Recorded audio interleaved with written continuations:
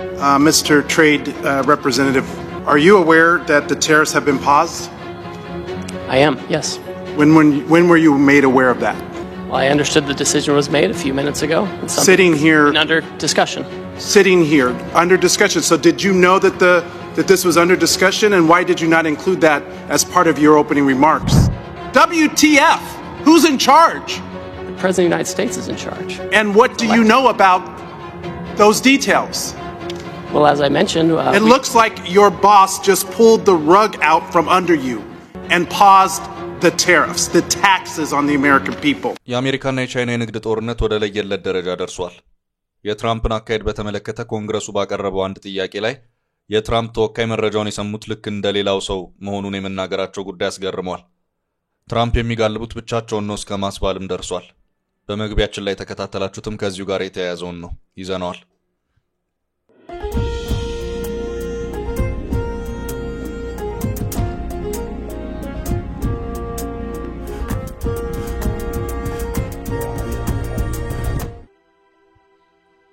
ከልብ የመነጨ የከበረ ሰላምታችን በእያላችሁበት ይድረሳችሁ። ውድ የፈታ ቤተሰቦች እንዴት አረፈዳችሁ? ለሰዓቱ የመራረጥናቸው መረጃዎች ይዘን ተገኝተናል። አንኳር ጉዳዮችን በማስተዋወቅ እንጀምራለን።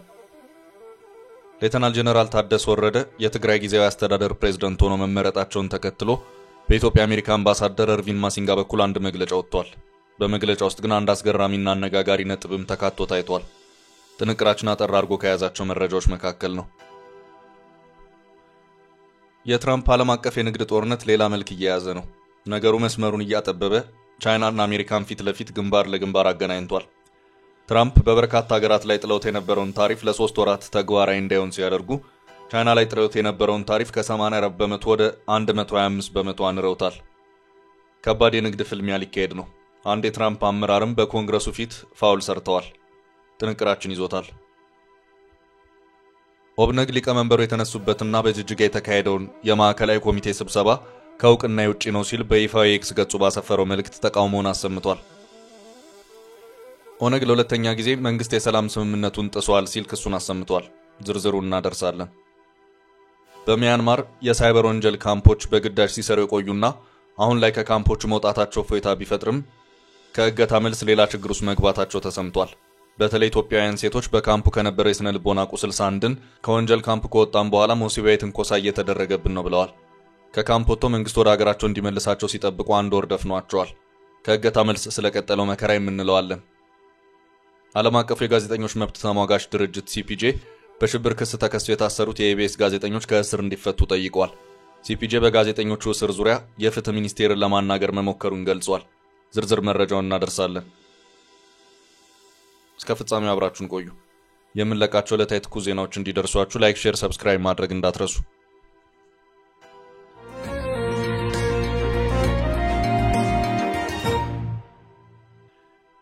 አዲስ የወደብ ንግግር። ኢትዮጵያና ሶማሌላንድ በበርበራ ጉዳይ ከሰሞኑ ተመልሰው መነጋገር ጀምረዋል። የወደብና እውቅና ስምምነቱ እንደቀረበ ቢታወቅም በርበራ አሁን ለኢትዮጵያ የውጭ ንግድ አማራጭ በሮና ቀጥላለች። በርበራን ከአዲስ አበባ ጋር በመንገድ ለማስተሳሰር ያለመ ንግግር ሰሞኑን ተደርጓል። የኢትዮጵያ ክልላዊ ባለስልጣናትና የሶማሌላንድ አስተዳደር ሰዎች ባደረጉት ንግግር የበርበራን ወደብ ከአዲስ አበባ ጋር ለማስተሳሰር ምክክር አድርገዋል። በሳምንቱ ሰኞ ዕለት በአዲስ አበባ በተካሄደው ስብሰባ የሶማሌ ክልል ባለስልጣናትና የሶማሌላንድ አስተዳደር ሰዎች ተሰባስበው ነበር።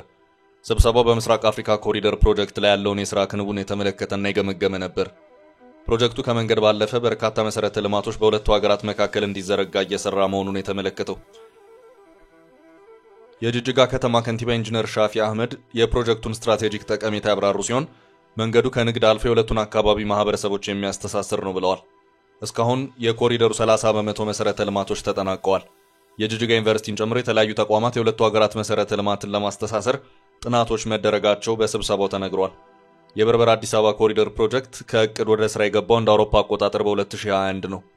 መቀመጫውን ጅቡቲ ያደረገው ዲፒ ወርልድ የተሰኘው ወደብ አልሚ ጋር ኢትዮጵያ ስምምነት ከፈጸመች በኋላ ነበር ዘመናዊ የፍጥነት መንገድ በኢትዮጵያና ሶማሌላንድ መካከል እንዲገነባ ነው ሐሳቡ። በርበራ ወደብን ለማዘመን በቀጣይ 10 ዓመታት ውስጥ $1 ቢሊዮን ኢንቨስት እንደሚያደርግ፣ የዚህ ወደብ ማሻሻያ ደግሞ ከኢትዮጵያ ጋር በቀጥታ በመንገድ እንዲገናኝ የተነደፈ ፕሮጀክት ነው። መንገዱ አዲስ ከሚገነባው በተጨማሪ ያሉትን የቀድሞ መንገዶች የሚያስተሳስር ሲሆን ከጅቡቲ ወደብ ቀጥሎ ሌላ አማራጭ ይፈጥራል። ኢትዮጵያ 90% የውጭ ንግዷን በጅቡቲ በኩል እንደምታደርግ ይታወቃል። የበርበራ ወደብ አሁን ግንባታው የቀጠለ ሲሆን አቅሙ በእጅጉ ተሻሽሏል። የዓለም ባንክ በ2022 ባወጣው መስፈርት ከዓለም 171 ወደቦች መካከል 165ኛ ደረጃ ላይ ተቀምጦ የነበረ ሲሆን ታዲያ ዲፒ ወርልድ ከተረከበ ወዲህ የወደቡ አቅም በእጅጉ ከፍ ብሏል። ከሀገር አልፎ ክልላዊ ቀጠናዊ ንግድ ፍላጎትን ማስተናገድ የሚችል ወደብ እየሆነ ነው። ሶማሌላንድ 30% የሚሆነውን የኢትዮጵያ ውጪ ንግድ አስተናግዳለሁ ብላ እየሰራች መሆኑን የተነገረው። ወደቡ አሁን ላይ 35% የጭነት አቅም የጨመረ ሲሆን መርከቦች የማስተናገድ አቅም በፊት ከነበረው በ300% መላቁን የተነገረው። ኢትዮጵያ እዚህ ወደብ ላይ 19% ድርሻ የነበራት ሲሆን የሚገባትን ክፍያ ባለመፈጸሟ ድርሻው መታጠፉ ከ2 ዓመት በፊት መነገሩ ይታወሳል። ከዛ መልስ ኢትዮጵያ ከወደቡ ድርሻ ስለማግኘት ያደረገችው ድርድርም ሆነ ክፍያ ስለመኖሩ መረጃ የለም።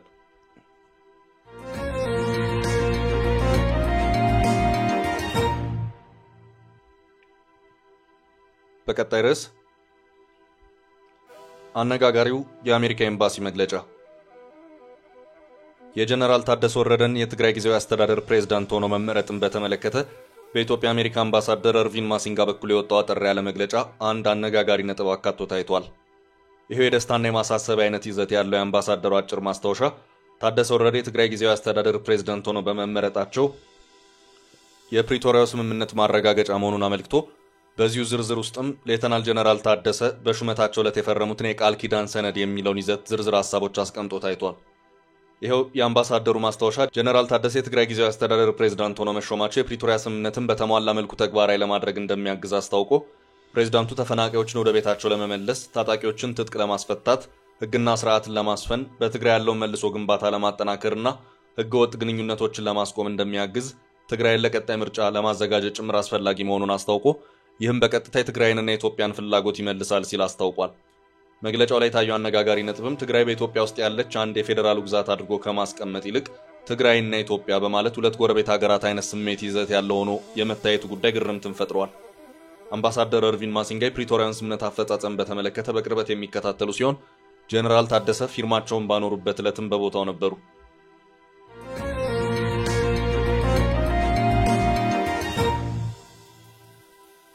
በቀጣይ ርዕስ ቻይናና አሜሪካ በአዲስ ጦርነት። ፕሬዝዳንት ዶናልድ ትራምፕ የቀሰቀሱት ዓለም አቀፍ የንግድ ጦርነት ግንባሩን አጥብቦ በአሁኑ ሰዓት ፍልሚያው በአሜሪካና ቻይና መካከል ሆኗል። ፕሬዝዳንቱ ከሰዓታት በፊት ከዚህ ቀደም በበርካታ ሀገራት ላይ ጥለውት የነበረውን ታሪፍ ለ90 ቀናት ያህል ተፈጻሚ እንዳይሆን ይፋ ማድረጋቸውን ከገለጹ በኋላ በቻይና ላይ ግን የ125% ታሪፍ የጣሉ መሆኑን አስታውቀዋል። በመጀመሪያዎቹ ጊዜያት ትራምፕ በቻይና ላይ ታሪፍ የጣሉት በ10% ደረጃ ነበር።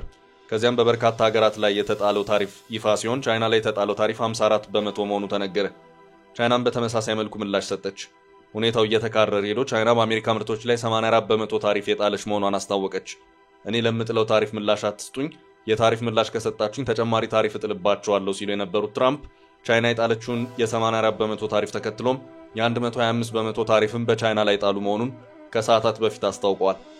ሌሎች ሀገራት የተጣለባቸው ታሪፍ ወደ መነሻው 10% ወይም ቤዝላይን ወደ ተባለው ደረጃ የተመለሰ መሆኑ ተገልጾ ይህም ለ3 ወራት እንደሚቆይና በመሃል ድርድሮችም የሚካሄዱ መሆኑን ትራምፕ አስታውቀዋል። ትራምፕ በሰጡት መግለጫም ሰሞኑን በበርካታ ሀገራት ላይ የጣሉትን ታሪፍ ተከትሎ ብዙዎቹ እንደራደር በማለት ተከታታይነት ያላቸው ጥያቄዎችን ሲያቀርቡ የከረሙ መሆኑን አስታውቀዋል።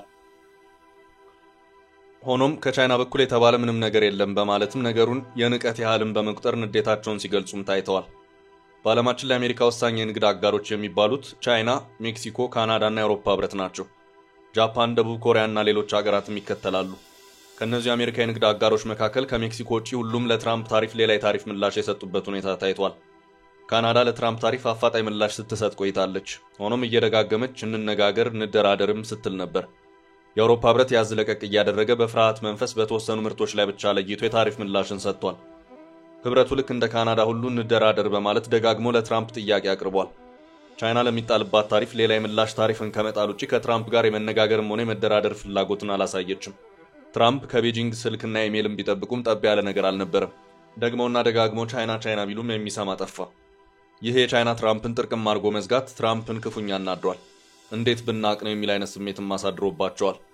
ከዚህ ቀደምም በበዓለ ሲመታቸው ወቅት የቻይናው ፕሬዝዳንት ጂፒንግ እንዲገኙላቸው በአደባባይ ቢጋብዟቸውም ፕሬዝዳንቱ ጥሪውን ተቀብለው ከመገኘት ይልቅ የላኩት ተወካያቸውን ነበር።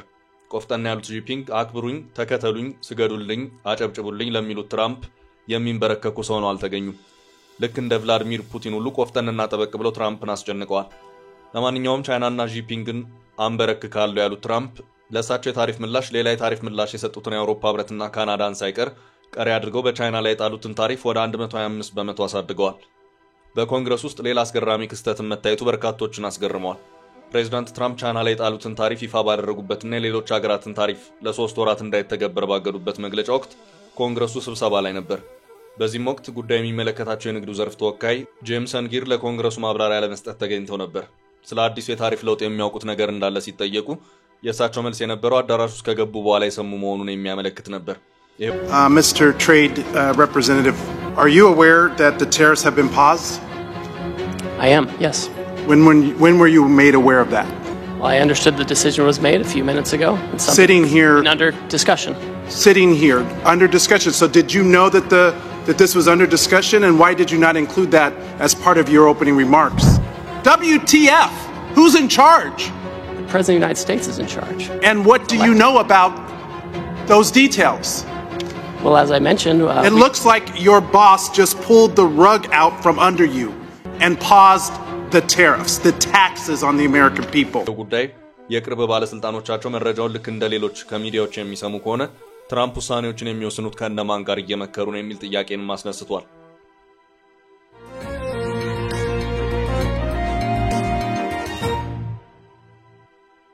ወደ ቀጣይ መረጃ አለፈ። የአመራሩ መነሳቱ ዝግብ ኦብነግ ሊቀመንበሩ የተነሱበትና በጅጅጋ የተካሄደውን የማዕከላዊ ኮሚቴ ስብሰባ ከእውቅና ውጪ ነው ሲል በይፋዊ ኤክስ ገጹ ባሰፈረው መልእክት ተቃውሞውን አሰምቷል። ኦብነግ ለሁለተኛ ጊዜ መንግስት የሰላም ስምምነቱን ጥሷል ሲል ክሱን አሰምቷል። በትናንትናው ዕለት በኦጋዴን ብሔራዊ ነጻነት ግንባር ኦብነግ እንደተካሄደ በተገለጸውና ስብሰባ ላይ የግንባሩን አንድነት አደጋ ላይ የሚጥል ተግባር አከናውኗል ያላቸውን የድርጅቱን ሊቀመንበር አብዲራህማን ማህዲ ከኃላፊነት ማንሳቱ ተገልጿል።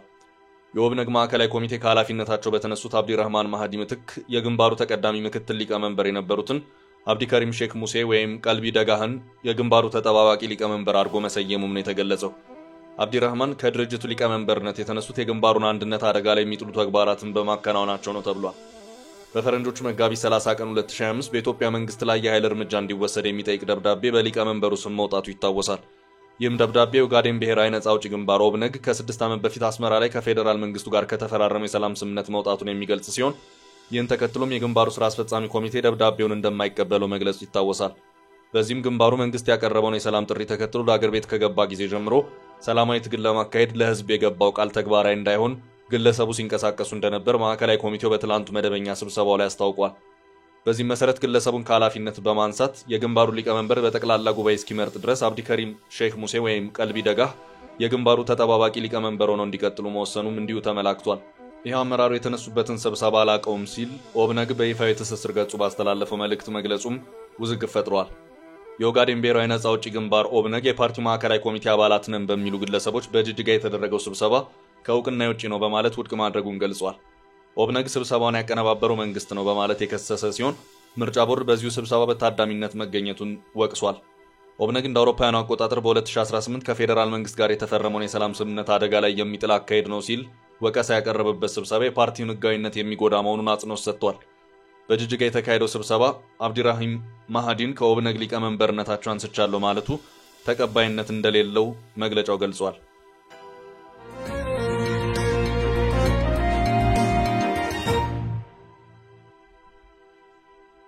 ወደ ቀጣይ መረጃ አለፍን። ሲፒጄ የታሰሩት የኢቢኤስ ጋዜጠኞች እንዲፈቱ ጠየቀ። ዓለም አቀፉ የጋዜጠኞች መብት ተሟጋች ድርጅት ሲፒጄ በሽብር ክስ ተከሰው የታሰሩት የኢቢኤስ ጋዜጠኞች ከእስር እንዲፈቱ ጠይቋል። የኢትዮጵያ ባለስልጣናት የሽብር ክስ ያቀረቡባቸውን 7 የኢቢኤስ ጋዜጠኞች እንዲፈቱ መቀመጫውን በአሜሪካ ኒውዮርክ ያደረገው የጋዜጠኞች መብት ተሟጋች የሆነው ሲፒጄ በይፋ ጥያቄውን አቅርቧል። የፌደራል ፖሊስ በሽብር ወንጀል ጉዳይ ጠርጥሬያቸዋለሁ ያላቸውን በእነ ብርቱካን ተመስገን የክስ መዝገብ የኢቢኤስ ቴሌቪዥን ጣቢያ ሰራተኞችን የክስ ምርመራ ለማድረግ 14 ቀናት መጠየቁ አይዘነጋም። ፍርድ ቤቱም ይህንኑ የምርመራ ቀናት መፍቀዱ ተዘግቧል። የታሳሪዎቹ ጋዜጠኞች ጠበቆች የኤዲቶሪያል ችግሮች በሽብር ሕጉ ሳይሆን በኢትዮጵያ ሚዲያ ሕግ መዳኘት እንደሚገባው ገልጸው ተከራክረዋል። የኢትዮጵያ መገናኛ ብዙሃን ባለስልጣን በኢቢኤስ ቴሌቪዥን ጣቢያ አዲስ ምዕራፍ በተሰኘ ፕሮግራሙ መጋቢት 14 ቀን በተላለፈው ዝግጅት ሳቢያ ጣቢያ አስፈላጊውን እርምት ወስዶ እስኪያሳውቅና ውሳኔ እስኪያገኝ ድረስ ፕሮግራሙ ታግዶ እንዲቆይ መወሰኑንና ለጣቢያው ጽሑፍ ማስጠንቀቂያ መስጠቱ እንዲሁ ይታወሳል። ባለስልጣኑ በአዲስ ምዕራፍ ፕሮግራም የተላለፈው ዝግጅት በሐሰተኛ መረጃ ላይ የተመሰረተ ህዝብን የሚያሳስት ጥርጣሬን የሚፈጥርና የመገናኛ ብዙሃን አዋጁን የሚጥስ መሆኑን ማረጋገጡን ጠቅሷል። ጣቢያው በተጠቀሰው ፕሮግራም ላይ ብርቱካን ተመስገን በተባለች ወጣት እገታና ተገዶ መደፈር ዙሪያ ያስተላለፈው ዝግጅት በከፍተኛ ደረጃ መነጋገሪያ ሆኖ መሰንበቱ ይታወሳል። ሲፒጄ ይህንኑ በተመለከተና ከታሰሩት ጋዜጠኞች ጋር በተያያዘ በሰጠው መግለጫ አዲስ ምዕራፍ የተባለው የኢቢኤስ ፕሮግራም አዘጋጆች ብርቱካን ተመስገን በተባለች ግለሰብ ዙሪያ በሰሩ ፕሮግራም ለእስር መዳረጋቸውን ጠቅሶ የቴሌቪዥን ጣቢያው ባለቤት አማን ፍትሐ ጽዮን ይቅርታ መጠየቁን አንስቷል። የሲፒጄ አፍሪካ ፕሮግራም አስተባባሪ ሙቶኪ ሙሞ የጋዜጠኝነት ስርዓት ተጣሰ በሚል ጋዜጠኞችን አስሮ የሽብር ክስ መምዘዝ ያልተመጣጠነ አካሄድ ነው፣ ይህም ሆኖ ፕሮግራሙ ገዳ ተጥሎበታል ሲሉ ገልጸዋል። ነብዩ ጦመ ልሳን፣ ታሪኩ ኃይሌ፣ ህሊና ታረቀኝና ንጥር ደረጃ የተባሉ የኢቢኤስ ጋዜጠኞች መጋቢት 17 2017 ዓ.ም በቁጥጥር ስር መዋላቸው የሚታወስ ሲሆን ግርማ ተፈራ፣ ሄኖክ አባተና ሀብታሙ አለማየሁ የተባሉ ተጨማሪ የሚዲያ ሰራተኞች በቀጣይ ቀናት መታሰራቸው ይታወሳል። ሲፒጄ በጋዜጠኞቹ እስር ዙሪያ የኢትዮጵያ ፍትህ ሚኒስቴርን ለማናገር ሞክሮ እንዳልተሳካለት ገልጿል።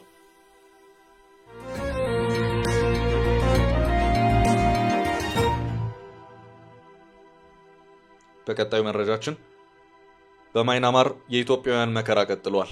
ከወንጀል ካምፕ የወጡ በታጣቂዎች እጅ እየተንገላቱ ነው። በማያንማር የሳይበር ወንጀል ካምፖች በግዳጅ ሲሰሩ የቆዩና አሁን ላይ ከካምፖቹ መውጣታቸው እፎይታ ቢፈጥርም ከእገታ መልስ ሌላ ችግር ውስጥ መግባታቸውን የተሰማው በተለይ በታጣቂዎች ቁጥጥር ስር የሚገኙ ኢትዮጵያውያን ሴቶች ወሲባዊ ትንኮሳ እየደረሰባቸው እንደሆነ መናገራቸውን ቢቢሲ ዘግቧል። ታይላንድ ስራ አለ በሚል ተታለው ከሀገራቸው እንደወጡ የሚገልጹት እነዚህ ሴቶች ወደ ማያንማር ተወስደው በሳይበር ወንጀል ካምፖች ውስጥ በግዳጅ ሲሰሩ መቆየታቸውን ይገልጻሉ። አሁን ላይ ሴቶቹ ማይዋይዲ KK2 እና KK5 ከተባሉ የወንጀል ካምፖች የወጡ ናቸው። ለደህንነታቸው ሲሉ ስማቸው እንዳይጠቀስ የጠየቁ በታጣቂዎች ስር የሚገኙ ሁለት ሴቶች ከወንጀል ካምፖቹ በማያንማርና በታይላንድ መንግስት ወታደሮች አማካይነት ከወጡ በኋላ ደህንነት እንደማይሰማቸው ተናግረዋል። ካረን በተባለው የማያንማር ግዛት ውስጥ የሚንቀሳቀሱት ዴሞክራቲክ ካረን ቤኔቮለንት አርሚ እና ቦርደር ጋርድ ፎርስ የተባሉት ታጣቂ ቡድኖች በካምፖች ውስጥ በግዳጅ የተያዙ ሰዎችን እንዳስወጡ የተገለጸው ከ2 ወር ገደማ በፊት ነበር። የማያንማር ወታደራዊ መንግስት አጋር የሆነው ቦርደር ጋርድ ፎርስ የተባለው ታጣቂ ቡድንም ከ29 ሀገራት የተወጣጡ ከ7000 በላይ ግዳጅ ሰራተኞችን ከካምፖቹ ማስወጣቱን በወቅቱ ገልጾ ነበር። ከነዚህ መካከል ከ800 በላይ የሚሆኑት ኢትዮጵያውያን ናቸው። በቦርደር ጋርድ ፎርስ ስር 430፣ ዴሞክራቲክ ካረን ቤኔቮለንት አርሚ ስር ደግሞ 430 ኢትዮጵያውያን እንደሚገኙ ምንጮች ከዚህ ቀደም ተናግረው ነበር። ሆኖም የወንጀል ሰለባዎቹ በበርካታ የተለያዩ ካምፖች ስለሚገኙ ምን ያህል ሴቶች ወደ ታይላንድ ለመግባት እየተጠባበቁ እንዳሉ የሚያሳይ የተደራጀ መረጃ ለመኖሩን ምንጮቹ መናገራቸውን የቢቢሲ ዘገባ አመልክቷል።